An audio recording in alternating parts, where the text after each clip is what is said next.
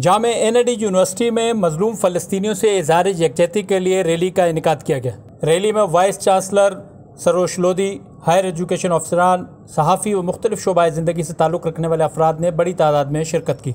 Vice chancellor Sarosh Lodi ने rally से खिताब करते हुए कहा कि उम्मत मुस्लिमा पर मजलूम फ़लस्तीनियों की आवाज़ बनना लाजिम है।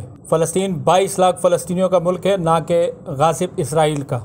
मगरबी मीडिया इसराइल को फातेह दिखाने की नाकाम कोशिश कर रहा है। मुसलमान हमेशा कलील तादाद में यहूद और नसारा को शिकस्त देते रहे।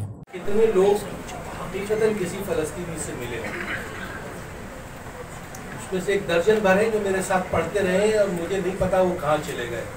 मुझे बार बार ख्याल आता है मेरे दोस्त तारिक का, मेरे दोस्त तौफीक का, जो मेरे साथ पढ़ते रहे हैं, जिनसे मैं कुछ अर्से पहले तक राब्ते में था। मुझे नहीं पता वो कहाँ चले गए।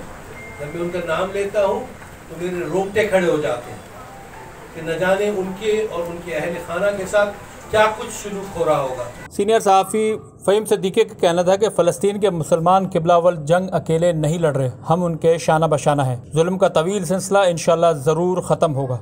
मौसम बेशक कुछ बहुत ज़्यादा सख्त नहीं है, लेकिन फिर भी एक तमाज़त है धूप की। 70 साल से फ़लस्तीन का मसला हल न होना यकीनन आलमी बरादरी की नाकामी है। रैली में सैकड़ों तलबा शरीक थे। शरीक तलबा और तालबात ने फलक शिकाफ नारे भी लगाए।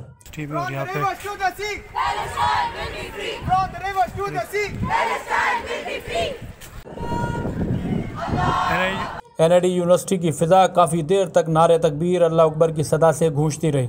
तलबा ने हाथों में इसराइल मुखालिफ नारों के कुतबे, बैनर और पोस्टर उठा रखे थे।